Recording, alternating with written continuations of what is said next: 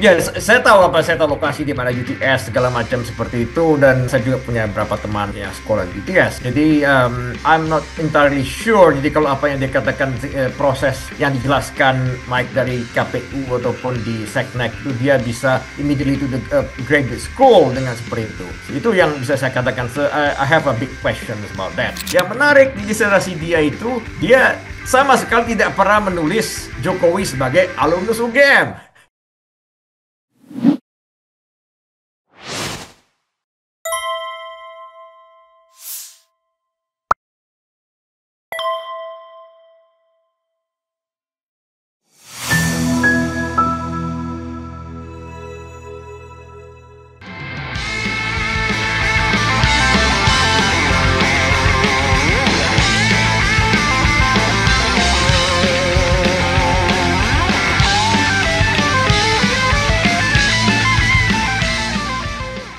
Assalamualaikum warahmatullahi wabarakatuh, Sobat RH sekalian. Jumpa lagi kita di channel yang keren, keren jadas. Ya, Sobat RH sekalian, saya bersama tamu istimewa saya. Sebenarnya satu alma mater dengan saya, eh tapi sekarang luar biasa. Jadi Romo ya. Nanti kita akan klarifikasi. Dan orang mengenalnya sebagai Henry Kwok ketika menjadi anggota KPU pertama pada pemilu demokratis kedua, tetapi reformasi pertama tahun 1999. Jadi kalau dulu namanya Henry Kwok, tapi nama aslinya Stefanus Hendrianto. Begitu, Bro Romo ya. Ya, Selamat halo, selamat malam pagi. di sana. Oke, di Ya, sini masih pagi, kalau di sana malam ya. ya, Oke, sehat ya, bro ya? ya, sehat-sehat sini. Baru memasuki musim gugur di sini. Oke, luar biasa. Kalau di sini juga banyak juga berguguran. Musimnya tidak pernah ada, tapi banyak berguguran, terutama para yang mengaku idealis. Ya, Jadi eh, saya nih mohon maaf Romo ya, walaupun ya, Romo betul-betul Romo ya kan, tetapi saya selalu mengingat sobat era sekalian, Romo Henry ini kebetulan adik angkatan saya di Fakultas Hukum UGM, bedanya 3 tahun, tetapi ya jauh lebih pinter dia. Dia sekarang menyandang PhD dari Washington University ya, Romo. University Washington ya. University of Washington ya. Kemudian sekarang menjadi, barangkali little bit bisa dijelaskan status atau pekerjaan Anda sekarang. Lalu memilih menjadi Romo, atau Romo itu pastor atau pendeta? Pastor mungkin ya. Ya, Silakan. ya di Indonesia pastor seperti itu sebenarnya. Ya, Iya, itu ya. iya, Oh, ya, selamat pagi nih Bang Refli. Terima kasih nih sudah kasih iya. kesempatan bicara. Ya, kita ketemu mungkin 20 tahun yang lalu terakhir ya sebelum Anda ke Notre Dame. Waktu itu untuk Ya. S2 ya. Eh, ya, saya sedang penelitian lapangan waktu itu di Indonesia. Kemudian saya menyelesaikan disertasi saya dan habis itu saya masuk seminari memutuskan untuk menjalani kehidupan eh, kehidupan sebagai seorang imam ya di gereja Hmm, Katolik. Eh, hmm. ya, tapi saya masuk Serikat Yesus yang mana ya tugas kita sedikit berbeda tentu karena Romo-Romo Yesuit itu kebanyakan kerjanya di bidang pendidikan. Jadi saya saat ini masih mengajar meskipun uh, saya tidak uh, mungkin tidak aktif atau apa seperti itu di politik dan sebagainya. Tapi saya masih berkecimpung di bidang hukum juga. Saya mengajar di Fakultas Hukum di uh, Creighton University di Omaha, Nebraska saat ini. Ya. Oke, Nebraska, negara bagian Nebraska ya? Ya, negara bagian Nebraska, kotanya Omaha. Ya, ini tidak terlalu Omaha jauh ya. dari tempat Anda dulu di Indiana ini. Ya Oke, sekitar 6 jam lah dari Notre Dame ke sini kalau nyetir. I see, I see. Ya. Kota yang dingin sekali pasti di situ ya. Notre Dame, saya pengalaman terakhir tuh minus 20 derajat Celcius tuh yang paling dingin. Kalau di sana berapa? Ya kurang lebih sama, sini di sama Midwest, suhunya sama, teksturnya sama, Midwest. ya kota Oke. kurang lebih sama seperti South Bend di Notre Dame lah, tempat Oke. Anda sekolah dulu. Sama sepinya maksudnya. Ya sama sepinya juga itu. Ya, saya Dia, juga pernah di Notre Dame, jadi 10 tahun kemudian, Anda kan 2006 di sana kan. ya, Nah, ya. 2015, 2016 itu saya di Notre Dame. Itu ketika itu saya, Oke. ya, Apa? Mengajar atau belajar? saya ada visiting scholar position. Saya menyelesaikan buku saya yang pertama tentang Mahkamah Konstitusi yang Oke. sudah terbit sekian tahun yang lalu. Sebenarnya dikutip oleh Profesor Mahfud di sidang MK Ya. waktu Pilpres kemarin, meskipun tidak ada yang peduli. Oke. Ketemu Douglas Castle di sana enggak? Masih sempat. Dia sudah face retirement waktu itu, kemudian sekian dia. I Jadi see. saya tidak sempat ketemu dia. Cuma saya kerja dengan profesor yang lain, I see. dengan Paulo Carozza. Saya tidak tahu Anda kenal. Oh, ada tahu Paulo Caroza. Ya, ya, Ya, Paulo Caroza. Orangnya ya, ganteng gitu ya. ya. Itu Ya, orang waktu orang itu Italia itu. dia ngajar hukum internasional apa nggak salah dia waktu itu. Ya. Hmm. Oke, Bro Henry ya, Bro Romo, whatever Hmm. I want to say, jadi nggak apa-apa ya. Ya, silakan. Oke, begini, Anda menghubungi saya dalam dua atau tiga kesempatan dan sayangnya kita terputus ya, nggak Ya. sempat kita realisasikan. Dan yang Anda sampaikan itu, wah soal yang ngeri-ngeri sedap juga ya. Soal ijazah ya, soal pejabat Indonesia yang wah diduga ijazahnya bodong tuh sebenarnya. Ya. Kalau Anda mau spill silahkan ya, tanpa menyebut nama silahkan, menyebut Ya. nama we don't know exactly bagaimana karena kan misalnya universitas itu digebrek ya kan, digerebek. Gerbek. Ya.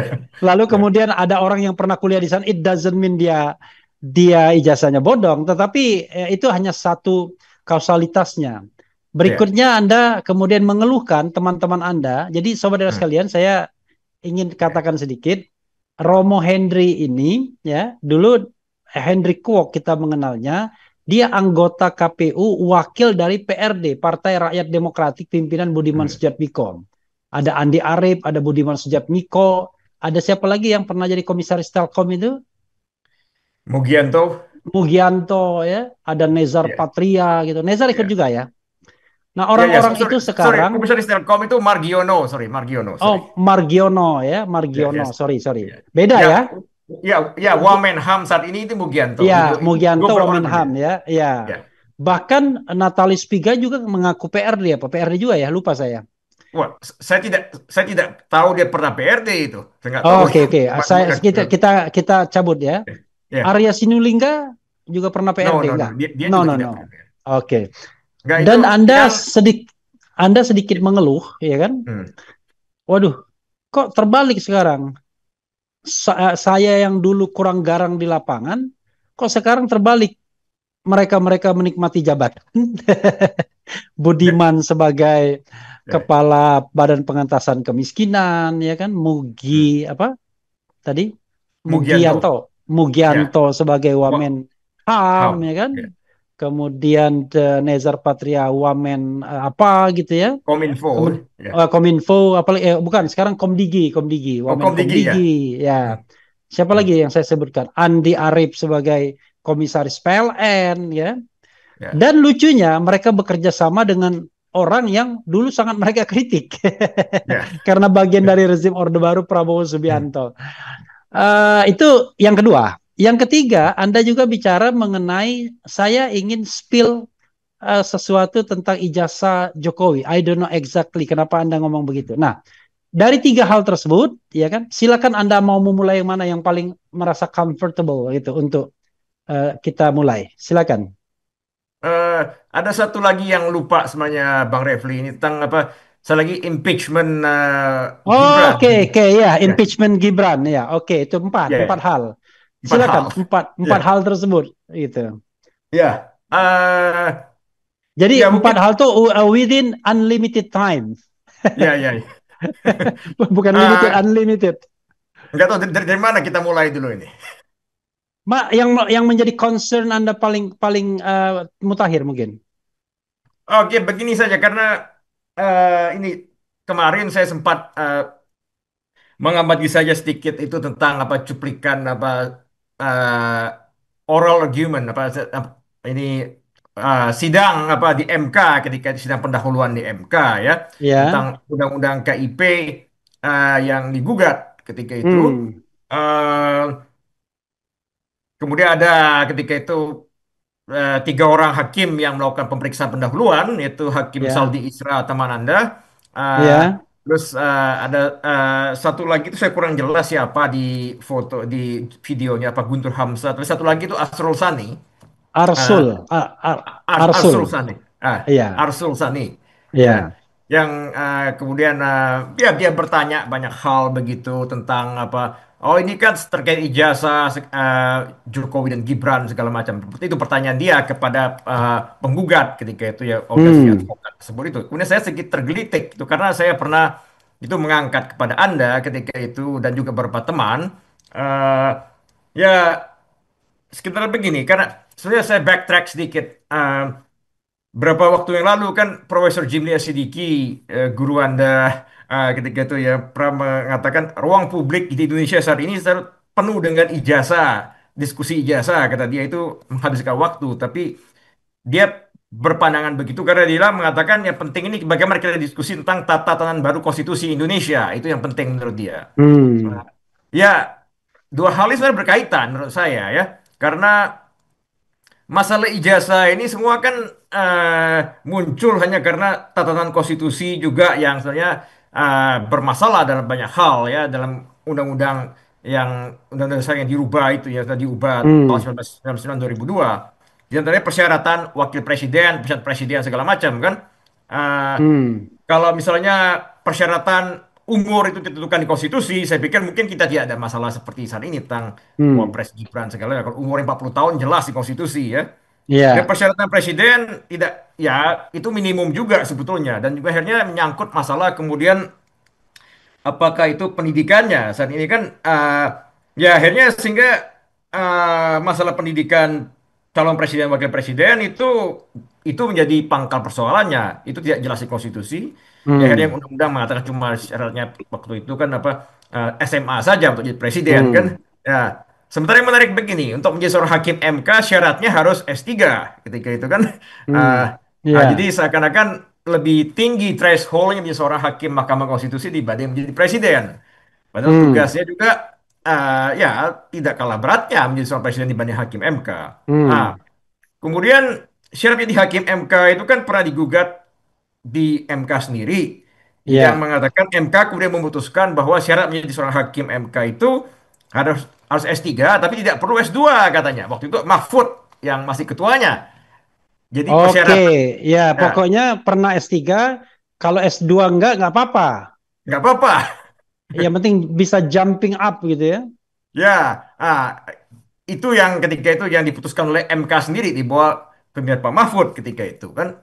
Hmm. Nah, nah, oke lah, gitu bisa diperdebatkan mengapa MK memutuskan begitu. Kemudian akhirnya kan sekarang ini sudah banyak eh, hakim MK yang pokoknya harus ada gelar doktor seperti itu kan. Hmm. Punya gelar doktor. Tapi apakah kualitasnya dengan dokter-dokter itu juga menjadi lebih baik? Ya kita bisa Hmm. perdebatkan itu. Apakah kualitas MK menjadi lebih baik hanya karena hakim-hakimnya punya gelar doktor?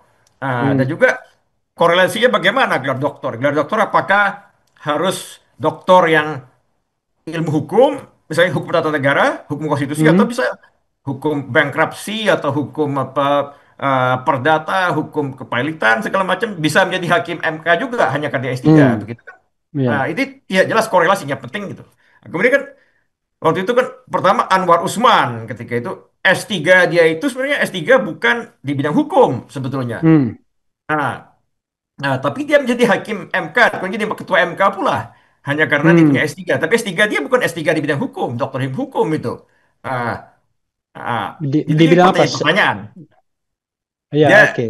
ya waktu itu. Kemudian akhirnya terakhir ini yang ketika saya sempat angkat ke Anda ketika itu tentang Hakim Asrul Sani itu yang ketika itu dia mengatakan punya S3 dari sebuah universitas di Polandia. Uh, Hmm. Warsaw Humanum University, something like that itu the name ya ketika Hmm. itu.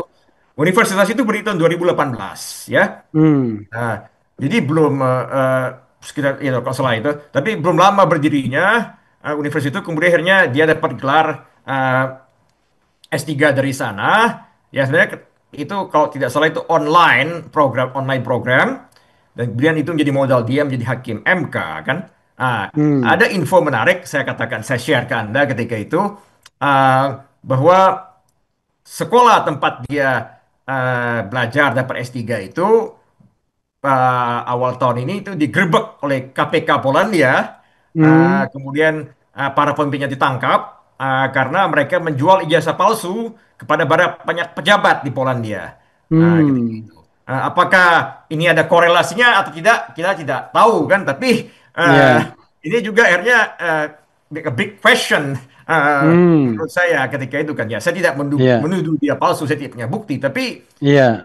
ini itu eh, ini suatu hal yang menarik karena bagaimana dia mendapatkan gelar dari sebuah universitas yang kebetulan juga di sana bermasalah karena banyak menjual ijazah palsu kepada Hmm. pejabat-pejabat Polandia sendiri sehingga sudah digerebek universitas itu banyak para petinggi universitas itu ditangkap di penjara oleh KPK Hmm. Polandia di sana. Jadi ini sedikit Hmm. menggelitik saja buat saya waktu saya mendengar oral argument di MK minggu kemarin ini. Hmm. Jadi menurut Anda ngeri-ngeri sedap jadi. Ya, Bisa jadi kalau diverifikasi ijazahnya juga bodong jangan-jangan. ya, ya perlu diverifikasi mungkin ini perlu nih. Oke, karena itu sudah menyangkut pejabat publik ya. Jadi Ya, hmm. impeachment tidak hanya terhadap presiden dan wakil presiden yang diatur di konstitusi secara khusus, tetapi secara etika ya impeachment atau pemberhentian itu perlu juga dilakukan terhadap pejabat-pejabat publik yang ternyata tidak memenuhi syarat atau cheating soal asal usulnya ya. Ya, Gitu. ya, ini menjadi menarik karena konstitusi kita kan juga tidak mengatur impeachment terhadap pejabat yang lain di luar presiden wakil Ya, presiden. ya, Sementara kalau di Amerika kan hakim federal court itu apa federal judges itu bisa diimpeach juga. ya. Nah, juga sama di negara lain juga beberapa negara di Filipina juga bisa Hmm, itu. Impeachment itu bukan hanya buat presiden wakil presiden, tapi juga hmm, hakim agung, dan hakim hmm, konstitusi ya. Tapi di kita kan tidak ada mekanisme itu. Ini boro-boro mengimpeach para pejabat yang lain seperti hakim MK ketika itu kan ya presiden wakil presiden saja ini belum jalan hmm, mekanismenya dengan apa hmm, dengan benar. Dan ini juga bahan diskusi kita sebenarnya ini yang saya angkat hmm, tentang Wapres Gibran impeachment dia ketika itu kan. hmm, Eh, ya ya jadi sih ya selama ini kan hakim-hakim di MK kasusnya yang di apa berhentikan itu internal mekanisme mereka saja ketika itu kan. hmm. Dan eh, ya akhirnya dengan apa MK saat ini ya saya pikir masih belum memadai ini sebenarnya untuk apa mendisiplinkan hakim-hakim tersebut.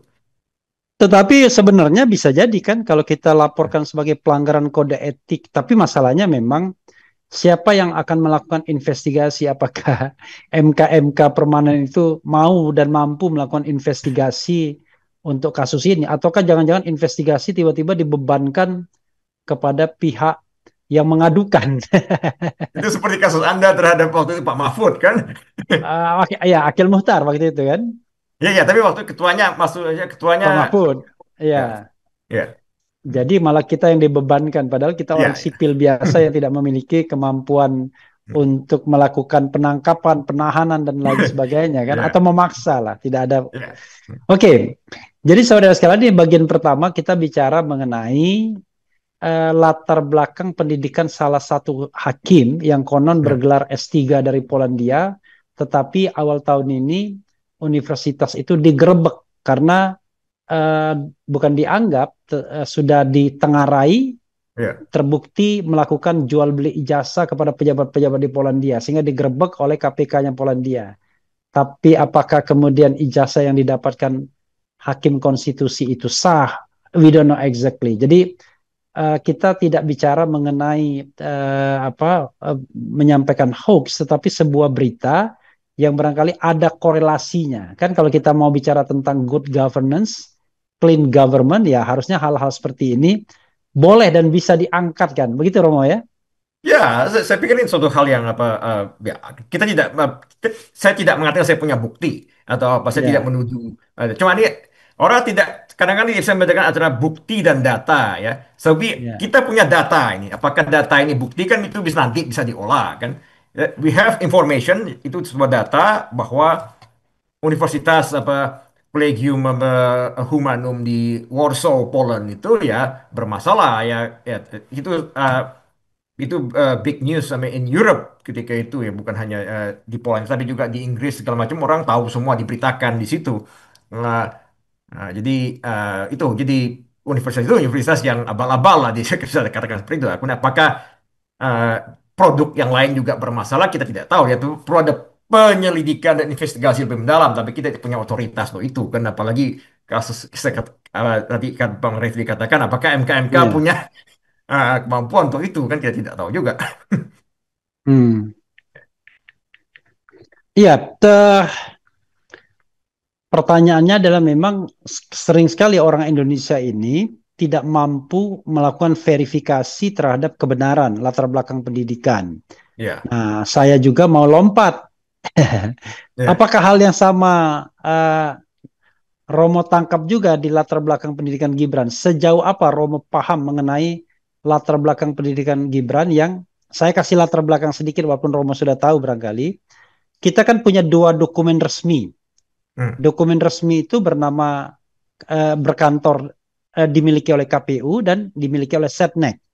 hmm, Kalau KPU dalam konteks sebagai calon wakil presiden, kalau di Setnek dalam konteks sebagai wakil presiden yang sudah hmm, jadi. Di KPU latar pendidikan Gibran itu dituliskan bahwa dia mengalami SMA 2 kali.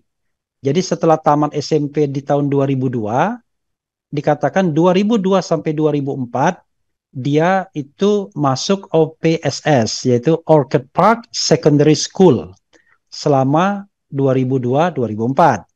hmm, Kemudian disebutkan juga dalam kurun 2004-2007 which is 3 tahun hmm, dia mengikuti yang namanya program UTS Insert di Australia ya. Uh, atau yang katanya wah ada yang bilang mengatakan wah kalau 3 tahun itu sudah setara diploma katanya ya kan.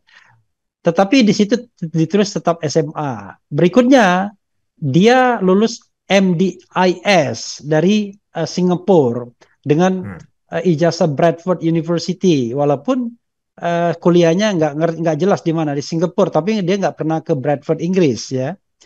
Nah itu di KPU, tapi di Setnek dibalik 2002-2004 dia di OPSS tadi apa Orchid Park Secondary School, kemudian 2004-2007 dia di MDIS sebagai S1 atau apa graduate schoolnya ya undergraduate schoolnya, kemudian pada tahun 2007-2010 dia di UTS Insert yang dikesankan seolah-olah pendidikan pasca sarjana. Bagaimana mungkin ada dua dokumen dari institusi yang resmi, institusi publik, kok bisa berbeda dan tidak ada yang namanya pertanggungjawabannya? Silakan Romo melakukan eksplorasi terhadap hal ini yang Anda ketahui. Eh, ya, saya tidak bisa komentar banyak ini dalam pengertian begini. Eh, saya tidak paham pendidikan di Singapura bagaimana. Saya tidak pernah sekolah di Hmm, Singapura, jadi saya tidak mau apa hmm, eh, mengklaim atau sok tahu begitu ya. Jadi biarlah yang bicara itu apa yang lebih paham tentang itu, tentang sisi pendidikan di Singapura di detailnya. Saya juga jadi itu yang pertama. Tapi hmm, yang lebih penting menurut saya itu adalah apa yang Anda katakan, bahwa kita tidak punya mekanisme memverifikasi itu hmm. sebetulnya.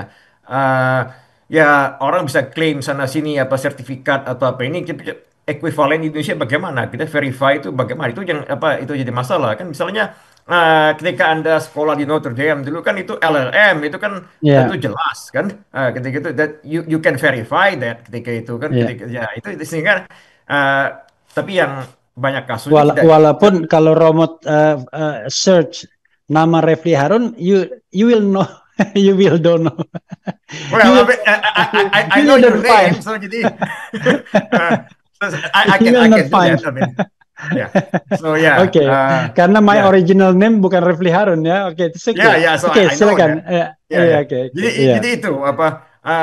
Ini masalah. Cuma apa? em, itu ada si apa Profesor Sulfikar Amir yang kemarin bicara di podcastnya Abraham Samad. Dia menjelaskan secara detail tentang itu pendidikan Singapura. Saya pikir saya lebih, ya mungkin dia lebih paham orang seperti itu. Saya pikir sehingga we can trust him more in some way. Saya tidak bisa bicara tentang itu ya. Tapi menariknya tentang Gibran ini sedikit saja begini. Ya, jelek-jelek begini saya juga pernah tinggal di Australia begini ya.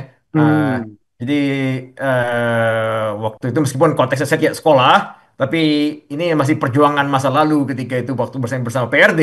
Ah, ya. karena ketika itu ya kita tidak bisa bergerak banyak di Indonesia. Ketika itu akhirnya ketika Budiman CS di penjara, ketika itu akhirnya ah, ah, terpaksa melakukan banyak kampanye di luar negeri sehingga saya seperti itu tinggal di Hmm, Sydney, Australia. So I know a little bit about UTS. Ah, oke. ya, Itu tahun berapa Wak Anda di sana? 97, 98. Oke, silakan, Romo. Ya, jadi ya, saya tahu lokasi di mana UTS segala macam seperti itu dan saya juga punya beberapa teman di yang sekolah di UTS. Jadi uh, I'm not entirely sure. Jadi kalau apa yang dikatakan proses yang dijelaskan baik dari KPU ataupun di Seknek itu dia bisa immediately to the graduate school dengan seperti itu. So, itu yang bisa saya katakan. I have a big questions about that ketika itu kan. Hmm, Bahwa it's different UTS insert dan UTS graduate program itu different. So hmm, that's something I can say gitu kan. Cuma hmm, persoalannya lebih akhirnya bagaimana kita verify itu kan dan kemudian lagi kepada proses ini yang ini saya lebih diskusikan dengan Anda lebih pada impeachment wakil presiden itu yang sebenarnya hmm. waktu itu kan saya sempat kirim artikel saya tulis kepada Anda cuma Ya, kita sempat diskusi bahwa uh, ya this is maybe one ground of impeachment sebenarnya kalau kita ingin bicara ketika itu ya. ya, Karena untuk saat ini, saya tahu Anda bicara banyak tentang impeachment Gibran, banyak segala macam. Eh, ya, agak susah dibuktikan yang lain-lain sebenarnya begitu ya. Meskipun hmm, banyak yang mengatakan itu sebenarnya gampang dibuktikan atau apa, tapi ya tidak terlalu mudah juga menurut saya yang untuk yang tuduhan-tuduhan yang lain seperti Fufu Fafa ataupun hmm, yang apa kejahatan ekonomi segala macam itu hmm, seperti itu ya. ya, Eh, ya persyaratan jadi wakil presiden itu mas mungkin saya pikir yang bisa ya bisa dijadikan impeachment ground untuk dia ketika itu hmm, ya untuk di impeach. Baik hmm, masalah kemarin itu masalah umur yaitu keputusan MK maupun ijazah ini sebetulnya. hmm, Eh, ya cuma eh, repot juga akhirnya karena kalau kita melihat konstitusi kita kan Indonesia itu eh, sebenarnya ada tahapnya itu jadi two stage trial ketika itu kan. hmm, Setelah DPR harus di MK dulu, setelah di MK itu pun harus ada lagi di sidang lagi di MPR. Jadi itu higher threshold sebenarnya. Sebenarnya kan impeachment yang hmm, misalnya di South Korea, di Korea Selatan itu kan MK akhirnya memutuskan, ya sudah MK memutuskan salah ya sudah di impeach dia. Ataupun di Thailand begitu. Akhirnya sudah MK di sana memutuskan oke terbukti bersalah ya sudah akhirnya tidak ada lagi. Sedang di hmm, kita kan kalaupun MK memutuskan masih ada lagi sedang di MPR. Belum lagi hmm, kemudian DPR sebelum harus menginitiate the program ya kan impeachmentnya. hmm. Iya, sebenarnya Fufu Fafa itu juga agak jelas, walaupun memang artinya itu milik Wapres sebelumnya. Tetapi memang yang paling terukur adalah soal syarat pendidikan ya Ya. sebenarnya. Tapi persoalannya Romo, kita tahu bahwa di Indonesia itu walaupun kesalahannya kalau orang Jawa bilang ceto welo-welo ya, expressis verbis gitu ya, no doubt ya kan, beyond reasonable doubt. Pokoknya tidak bisa lagi dibantah. Tetapi kan kadang-kadang mesin politiknya nggak bisa bergerak begitu. Pendapat Anda? Ya, ya betul itu. Eh, Ya, ini ada seorang apa? Anda pernah di podcast Anda pernah mengangkat ini wawancara seorang apa mungkin pakar politik yang di podcast lain oleh Budi Bantanerojo, si pakar politik yang mengatakan, oh ini semua tergantung Prabowo. Menurut saya itu bukan tergantung Prabowo, sebetulnya tergantung PDIP ini. Eh, Hmm, Ya kalau PDIP itu beneran mau apa melawan Gibran dan Jokowi, ya mereka harus push for apa impeachment sebetulnya. Tapi hmm, persoalannya kan PDIP tidak pernah mau untuk apa ambil apa leading role untuk mengimpeach Gibran kan. hmm, Itu pun dia baru dipecat itu pun setelah belakangan itu iya, karena mereka sudah merasa dikhianati. Tapi habis itu PDIP tidak pernah mencoba untuk apa mempermasalahkan lebih jauh dan push for impeachment. Nah, tergantung PDIP. Ya terbukti PDIP juga tidak bisa memainkan peran sebagai oposisi sekarang ini dan bukannya hmm, tidak mau, mereka juga tidak mau akhirnya memainkan peran itu. Eh, hmm, jadi iya memang itu realitas apa politiknya. Kalau PDIP mau jadi benar oposisi, ya mereka harusnya push for impeachment. Apakah berhasil atau tidak itu kan urusan lain. Tapi at least they want to do it. Itu kan saya hmm, tulis di artikel yang saya kirim ke Anda itu kan um, iya, in the last I mean 1 year in Asia itu ada gelombang impeachment semua di Korea Selatan, di hmm, Thailand, di Filipina dan Indonesia lah dikatakan begitu. Tiga-tiga ini jalan semua ini. Indonesia saja yang nggak jalan kan. hmm, Presiden Korea diimpeach, Perdana Menteri apa Thailand diimpeach, di Filipina prosesnya jalan meskipun dibatalkan oleh Mahkamah Agung Filipina hmm. karena persoalan teknis, tapi Mahkamah Agung Filipina mengatakan bisa dibuka lagi 1 tahun berikutnya. Nah, di Indonesia yang nggak jalan sama sekali kita. Iya, yang menariknya adalah proses impeachment di Indonesia. Kan Anda membuat disertasi mengenai MK ya, Hmm, sangat bergantung kepada kemauan politik. ya, Padahal kita tahu bahwa politik kita makin lama makin kontraktual, ya kan? Makin tidak substantif, tetapi hanya didasarkan pada siapa dapat apa. hmm, Bagaimana Anda melihat article of impeachment itu ketika dikaitkan dengan fenomena politik saat ini? Padahal maksud dari article of impeachment ini kan memang jangan sampai subjektivitas politik itu mempengaruhi apa jalan impeachment sebagaimana yang dilakukan terhadap Gus Dur misalnya. Tetapi ketika orang tidak bergerak terhadap Gibran, Anda berpikir bagaimana? ya. Seperti saya katakan tadi, sebenarnya kan itu kan kuncinya di PDIP dalam artian ya eh, mereka seharusnya play the oppositional role kan, tapi mereka tidak mau itu. Jadi akhirnya ini membuktikan bahwa ya there's apa domination of power sebetulnya diadakan oleh apa Kim Plus ya oleh Hmm. Prabowo CS ketika itu dan Kim Plus Coalition yang dia ingin buat koalisi Hmm. permanen ketika itu kan akhirnya Hmm. dan PDIP juga kita nggak tahu apakah beneran mau Hmm. di luar atau akhirnya bergabung juga ke Kim Plus Plus nantinya. Tapi ini juga bukan persoalan baru karena sejak dulu pun PDIP ketika dia di luar pemerintahan dia tidak pernah mau main oposisi. Itu 10 tahun di bawah SBY itu PDIP juga tidak benar-benar beroposisi sebetulnya. PDIP ketika itu mengatakan sebagai apa sebagai mitra pemerintah atau apalah istilah mereka sebutkan ketika Hmm. itu kan.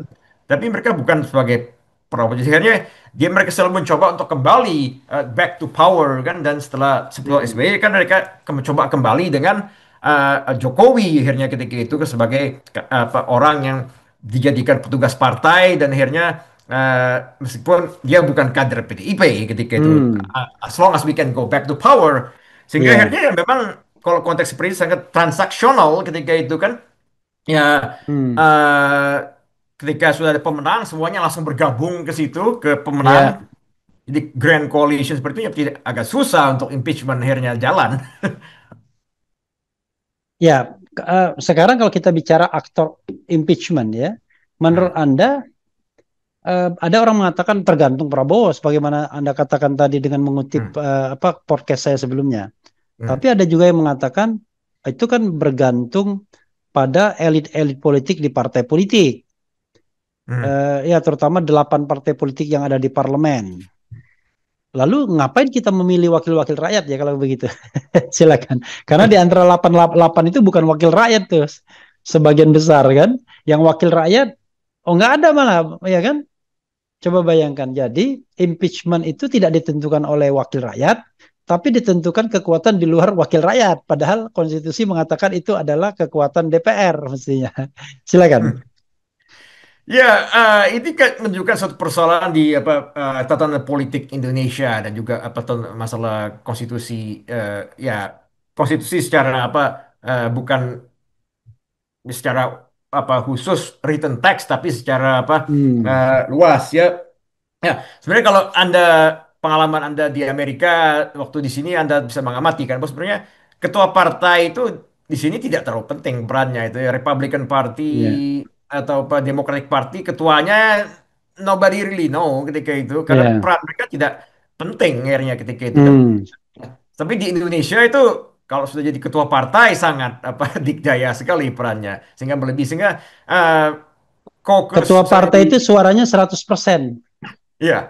di Soalnya partai kalau itu. di in Amerika, in the US kan itu kan di Senat itu kan ada pimpinannya sendiri atau di House Ya. Representative kan ada. Itulah yang mereka yang menentukan sebetulnya kekuatannya karena Hmm. di parlemen ketika itu apa eh, the chair of majority misalnya Mitch McConnell atau di Republican Party atau ya misalnya ya dulu ya sekarang itu sudah apa Senator Jim Thune ya, ketika itu kan ya dia lah yang mereka memegang peran atau di eh, sebaliknya di apa the House Minority Leader, Majority Leader mereka lah yang memberikan peran bukan ketua partai.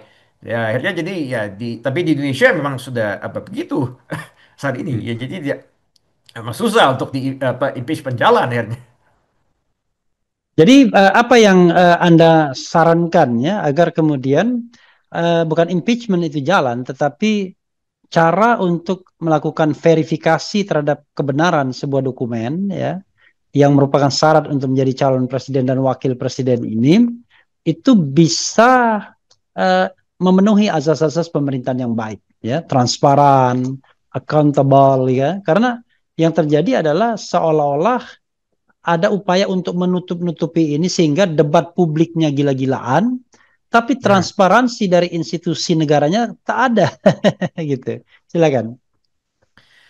Eh, saya tidak punya solusi ad hoc atau apa ya karena ini ya saya pikir ini sudah realitasnya sudah susah. Bagaimanapun dicecar akan susah juga ya baik institusi kenegaraan seperti KPU dan sebagainya yang apa yang menutup diri ataupun segala macam sehingga susah kita cari informasinya ketika itu. Dan juga mereka juga tidak punya keinginan untuk verifikasi eh, kebenaran dokumen-dokumen tersebut.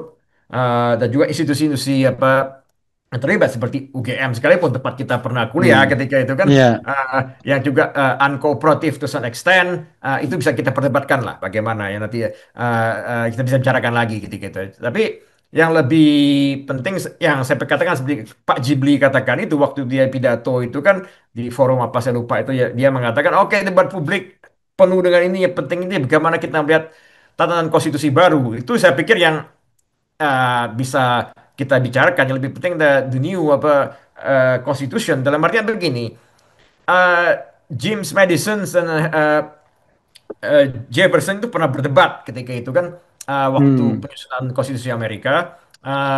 Perdebatannya begini ketika itu Jeffersonian dan Madisonian kan apa eh, mereka mengatakan bagaimana ini the Jefferson want the constitution to last ketika itu apa forever ketika itu kan harus Hmm.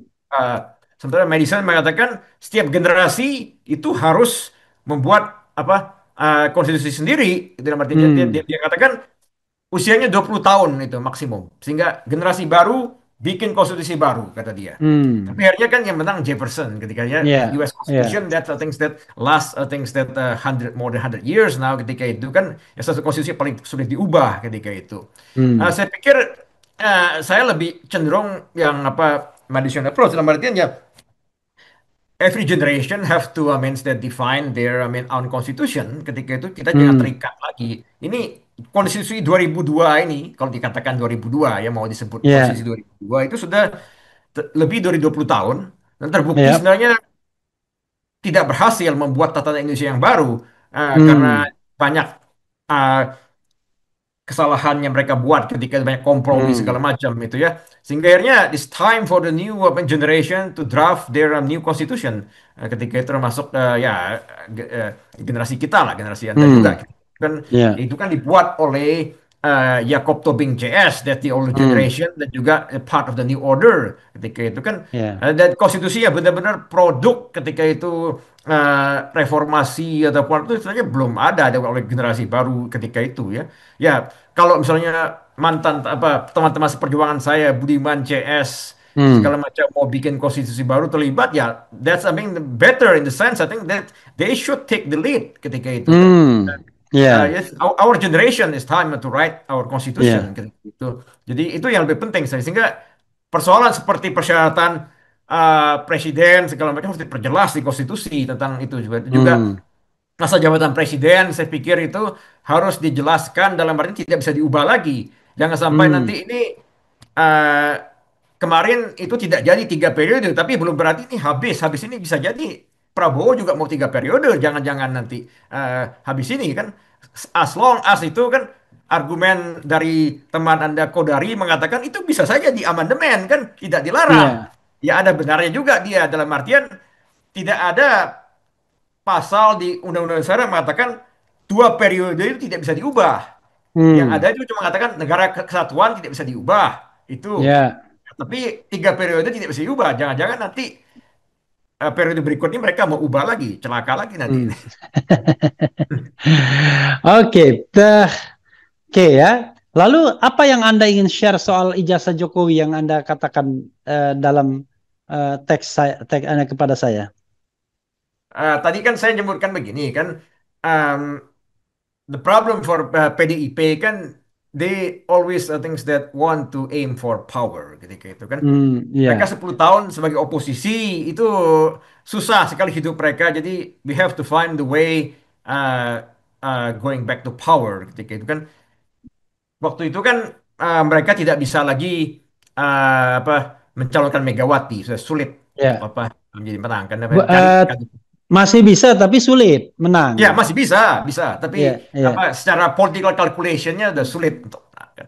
Ah, ya, Sebenarnya saat ini saya sedang menulis buku sebetulnya sudah selesai buku saya dan semoga tahun depan sudah selesai dipublikasikan. This is my second book in English on ya, Democracy and Rule of Law in Indonesia. ya, Nah, waktu saya sedang penelitian untuk menulis buku ini, saya ketemu that one I think that sources that interesting. Ini disertasi Wawan Masudi, dekan ya. Visipol UGM. Oke. Ya. Nah, Wawan Masudi itu dia menulis tentang The Rise of Jokowi in Solo sebetulnya. Hmm, Ya, oke. dia menulis tentang Rise of Jokowi in Solo. Saya sudah membaca disertasi dia berapa kali. Yang menarik di disertasi dia itu, dia sama sekali tidak pernah menulis Jokowi sebagai alumnus UGM. Oke. Yeah, this is interesting Ya, for me. I don't know oke. why. That's something I just want to share with you. Apa that? Ya, sekarang Wawan Masudi dekan Visipol UGM. Maybe you Hmm. can interview him. Tapi ini menarik. Mengapa disertasi dia yang berapa ratus halaman itu dia tidak sama sekali tidak menyebut Jokowi sebagai alumnus UGM. That's just puzzling for me. Oke, tapi dia menyebut nggak misalnya sekolah Jokowi yang lain, SMA, SMP, dan lain sebagainya? Just Sebab, bypassing something like that begitu. Ah, ah, oke. tapi kemudian ada yang menarik juga ketika itu, cuma saya tidak tidak bisa melacak ketika itu. Ya. ah, Karena saya terbatas di Amerika begini, dia ada ketika itu mengutip sebuah sumber di disertasi dia ah, Hmm. di Solo Post kalau tidak salah yang mengatakan ada ketika itu anggota calon wali kota Solo yang waktu itu persyaratannya kurang kata dia. Hmm. Ah, Apakah itu Jokowi? Artinya saya juga kurang jelas. Saya tidak bisa memverifikasi isi artikel Hmm. Solo Post tersebut. Itu saja yang saya ini sedikit spill apakah ini suatu hal. I'm not sure, but I think I just want to raise it because it is interesting. Oke, ya, ya, ya. Biasanya I can kalau orang mengatakan riwayat kekuasaan seseorang ya, the rise hmm, apa tadi? Ya biasanya Jokowi. dia ya the rise Jokowi apa gitu ya. itu biasanya Oh, orang ini menyinggung juga latar belakang pendidikannya karena itu sebagai strong background yang membentuk seseorang kan ya. ya, ini Gitu. judulnya Creating Legitimacy in Decentralized Indonesia. Jokowi's Oke, Path to Legitimacy in Solo in 2005-2012 oleh Wawan Masudi, University of Melbourne. oke, Ya, oke. Berarti dia cukup lengkap juga karena dia punya konsentrasi yang lama untuk membuat disertasi itu dengan bermukim di Melbourne gitu ya. ya, Artinya ah, nggak mungkin dia tidak memiliki data yang lebih spesifik ya. hmm. Bisa-bisa juga dia kita tanya. Ya Karena itu dia apakah pasti melakukan menyelidiki Jokowi ya. ya? Oke, nanti apa DRISE apa tadi? Apa the decentralization apa? Oke, ini saya bacakan lagi judulnya. Ya.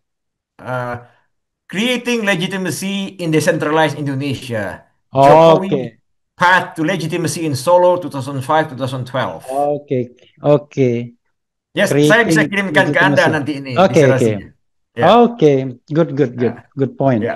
Oke, Jadi itu yang nah, itu ah, yang Anda ingin katakan ya. ya karena dia waktu itu dia belum jadi dekan, dia masih dosen biasa di UGM kan.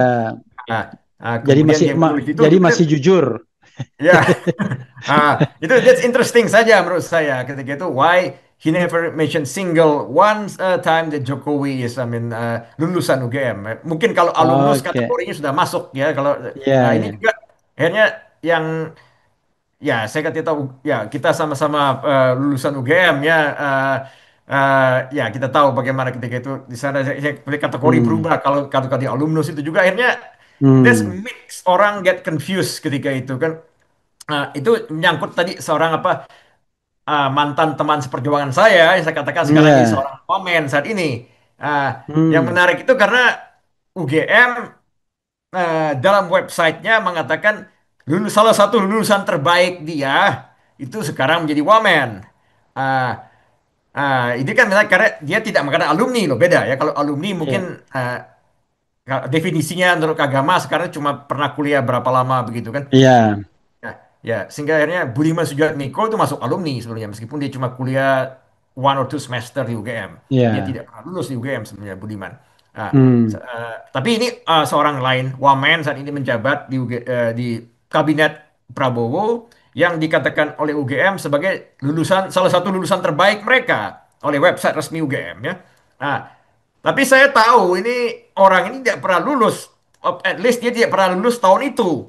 Ah, Hmm. dikatakan dia lulusan 98. Tahun 98 itu dia sedang di apa di penjara ketika itu diculik ketika itu. Jadi bagaimana dia lulus tahun itu? Mungkin saja dia lulus tahun-tahun berikutnya tapi juga I doubt that karena I know what happened with him ketika itu kan. Ini juga bagaimana that UGM can easily claim that oke ini lulusan terbaik kami tapi that Tidak tidak meskipun tidak verifikasi lebih lanjut. iya, meskipun saya tidak mengatakan mungkin orang ini Wamen ini tidak pernah mengklaim begitu, tapi paling tidak UGM yang mempromosikan dia. Biasa kalau jadi pejabat tuh dianggap lulusan terbaik. Walaupun Ya, ketika ditangkap jadi koruptor biasanya ya yang pejabat ya, juga nggak ngakuin lagi. ya begitulah. Atau juga begini, ketika itu kan, ketika dulu saya dan apa teman-teman saya itu kan ditangkap oleh rezim Soeharto oleh Undang-Undang Subversi, mereka UGM juga tidak mau mengakui mereka sebetulnya.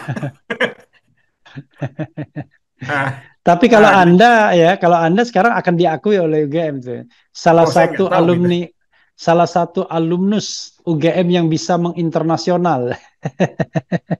Itu saya tidak tahu juga karena ah, Tapi ada yang menarik, as long as you don't criticize the university, maybe. also the presidential office. Ya. Ah, Ya, saya terakhir balik UGM itu tahun 2019 ketika itu ada diskusi buku saya yang pertama ketika itu. That's I Hmm. think that the first or maybe the last, I don't know. Um, ya, ini sebenarnya tadi Anda bicara tentang apa international events that to be international player. Sebenarnya Anda lupa, mungkin ini seharusnya kredit kepada Anda. Ini Anda masih ingat waktu saya kan saya masuk 92 di UGM kan. Nah, Eh, Ya, jadi yang mengospek saya itu di universitas itu Anies, karena dia ketua senat, sebenarnya di fakultas Anda kan. Nah, jadi waktu itu saya masih ingat pidato Anda sebagai ketua apa Senat Fakultas Hukum UGM, di anu itu apa kantin apa yang sudah roboh itu. Uh, Eh, and one of them you said that you have to aim to be international player. Oke. So I think I still remember that. Ah, Saya sendiri lupa. But thank you very much. ya. Hmm. Oke, apa lagi yang ingin Anda tambahkan dari topik-topik yang sudah kita bicarakan ini? Um, ya, apa tadi sudah kita bicarakan semua atau tentang apa Kita, eh Kita, sedikit sudah kita teman-teman saya. bicarakan ya dengan teman-teman tadi silakan kalau Anda Oh ingin iya ya. Ya itu karena karena menarik begini. menarik begini. Kok bisa ya reconciliation dengan Prabowo ya? Karena kan ibaratnya mereka itu betul-betul musuh utamanya apa Orde Baru pada waktu at the time atau dibalik sekarang. Yang namanya apa Prabowo musuh utama mereka kan begitu ya. Silakan, saya tidak mau secara spesifik, tetapi Anda bisa mengeksplorasinya. Hmm. Ya, sebenarnya mereka lah bisa menjawab. Saya tidak mau menjawab atas nama mereka. Cuma saya bisa mengatakan begini kan. Sedikit background mengapa saya angkat itu ke Anda. Waktu itu kan pil sengketa pilpres kan. Sengketa Ya, pilpres ketika itu Anda membela Anies. ya, Kemudian ada Todung dan lain membela Ganjar. Dan juga kemudian ada Yusril CS membelanya Prabowo ketika itu kan. Itu ya. ya saya mengikuti persidangan itu. Hmm, Uh, and then I try to submit an amicus brief meskipun nobody care. Dan iya, ketika iya, itu, um, dan selesai itu sidang diputuskan ketika itu uh, ada scene yang saya katakan bahwa Anda di luar ketika itu apa uh, berbicara ketika itu di tengah di tengah masa di atas apa truk atau apa kalau salah begitu hmm, ya that's you address the I mean the mass the public hmm, ketika itu kan itu hmm. saya katakan ironis ketika itu maksudnya tadi saya itu dalam artian Anda Refli Harun ketika Oke, itu ya, eh, Refli Harun ketika itu yang tahun 90-an itu ya I think that you just thinks that eh, ya you not radical activist ketika itu kan iya, beda iya, dengan iya, yes, of Budiman course, iya, segala macam ketika itu. Eh, tapi kok jadi terbalik sekarang ini ketika itu tahun 2000 eh, berapa 2023 2024 kemarin ya itu waktu sengketa iya, pilpres itu orang seperti iya. Anda yang akhirnya berbicara di tengah masa ketika dan Eh, sebaliknya Budiman CS ketika itu akhirnya that's di kubu seberang akhirnya itu eh, that's a little irony dan mungkin itulah bagian kehidupan roda kehidupan yang berputar tadi itu Iya, tapi itu kalau kita lihat memang ya, pemerintahan Prabowo ini pemerintahan non ideologis, memang nggak terlalu gado-gado kan. Jadi kalau kita nggak bisa kita lihat sebuah ideologi pemerintahan yang ingin dia implementasikan. Let's say dia ingin mengimplementasikan pasal 33 kan, tapi dia ambil Bahlil, dia ambil Erlangga Hartarto, dia ambil orang-orang yang barangkali tidak peduli dengan yang namanya pasal 33 itu. Kalau kalau peduli nggak main tambang semua itu.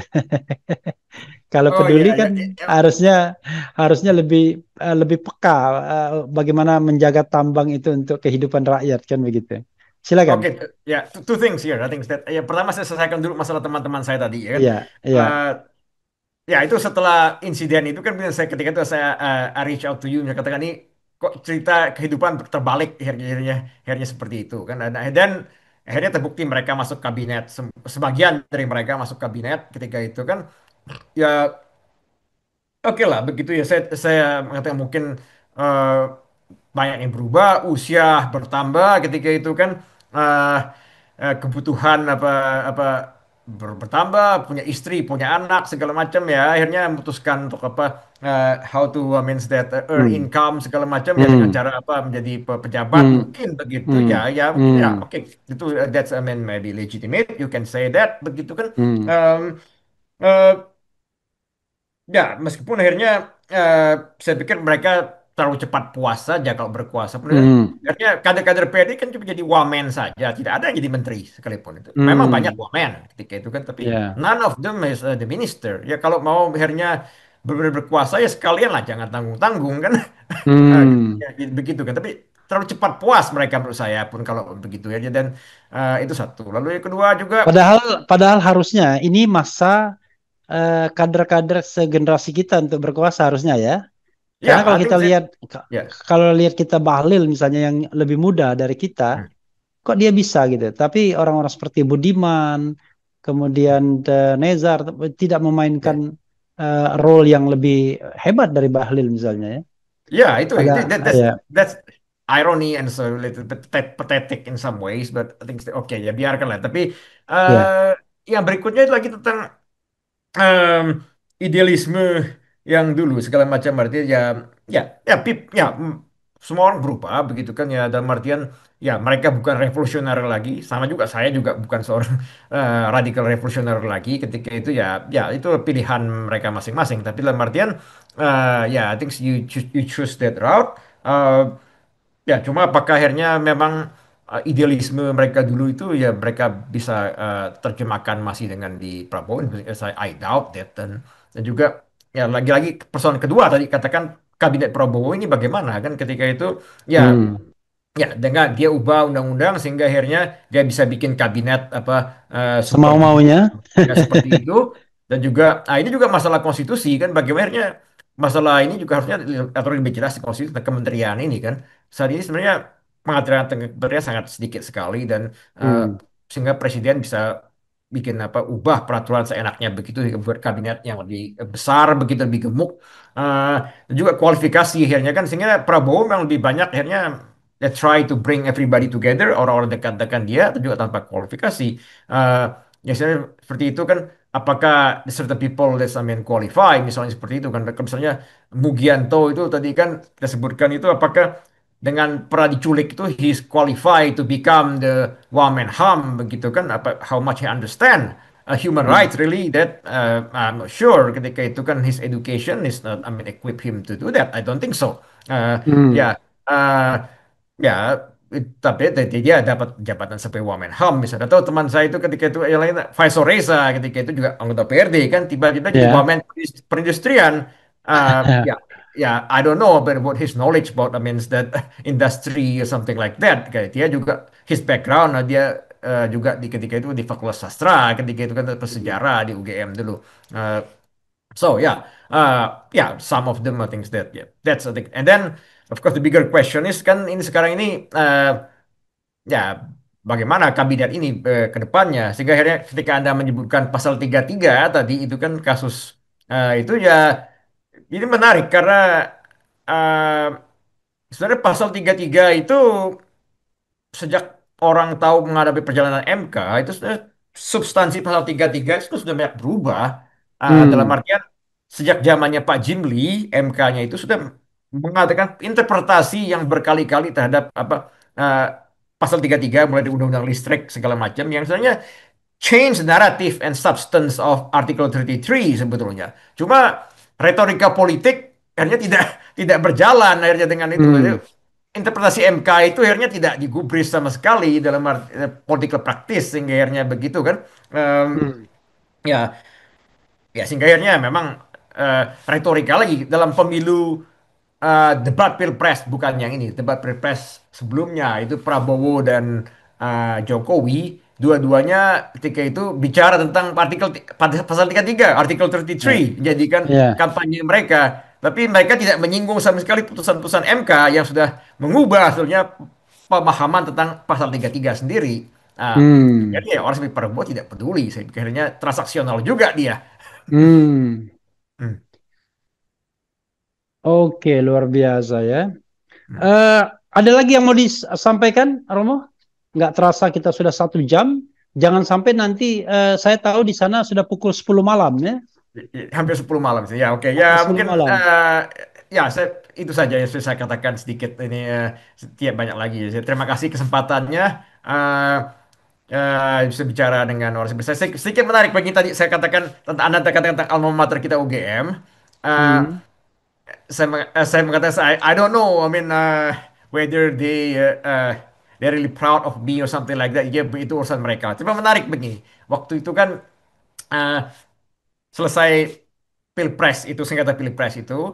Hmm, uh, as I said, ketika itu kan saya among the few who wrote the amicus brief. Ketika itu kan saya ya. kirimkan ke MK ketika itu meskipun nobody really care. Tapi kemudian Unpad ketika itu Fakultas Hukum Unpad mengundang saya diskusi via Zoom. Nah, itu saya Hmm. katakan menarik karena kok ini jadi Unpad yang tertarik hanya mengajak saya diskusi. UGM, alma mater saya tidak pernah mengundang saya.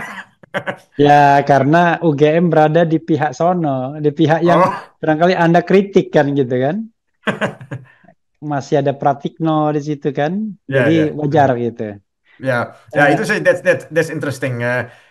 Last thing maybe that as I said before ketika itu kan uh, I just finished my book on Indonesian Democracy of Rule of Law. Ya mungkin next time kita bisa diskusi tentang itu lagi kalau sudah selesai oke, terbit. So oke. saya bisa kirimkan kita bisa diskusikan lagi dengan lebih apa detail.